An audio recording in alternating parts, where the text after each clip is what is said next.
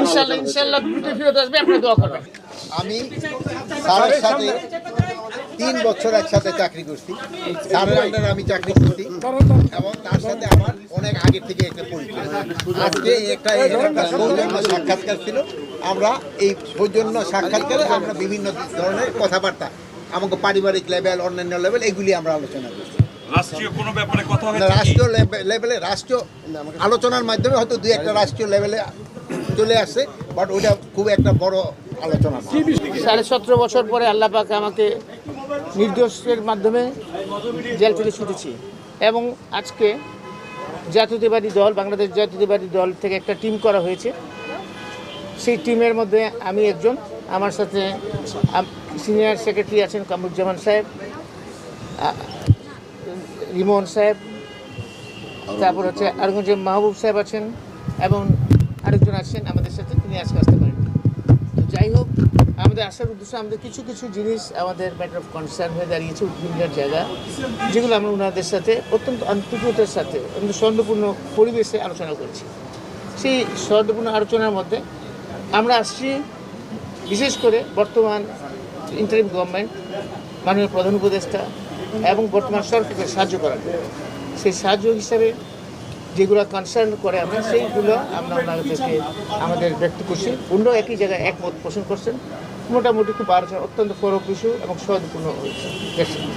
আপনি বললেন যে উদ্বিগ্নটা কি, বিষয়টা কি, ইস্যুটা কি? স্যার ক্যামেরায় বলেন।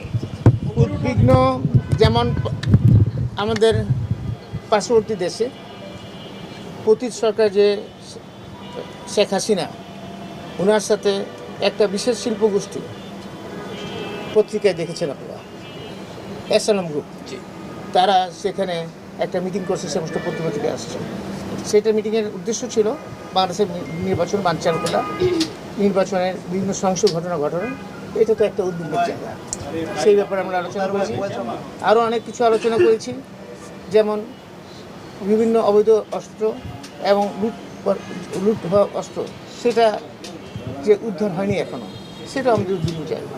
স্যার স্বরাষ্ট্র উপদেষ্টা আপনাকে আশ্বস্ত করেছেন কিনা? স্বরাষ্ট্র উপদেষ্টা অবশ্যই করেছে, বরং অত্যন্ত সৌহার্দ্যপূর্ণ, অত্যন্ত সুফল, মানে অত্যন্ত ফলপ্রসূ আলোচনা হয়েছে।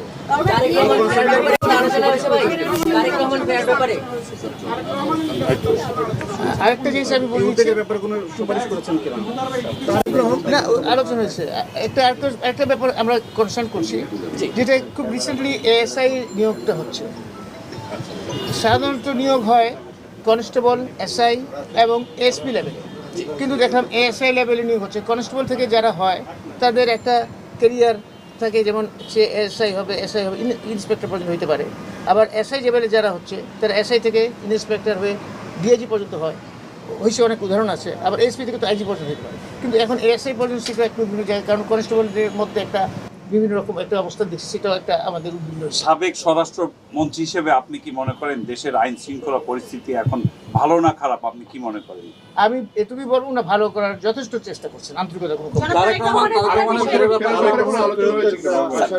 ইনশাআল্লাহ দ্রুত ফেরত আসবে, আপনি দোয়া করবেন। আল্লাহ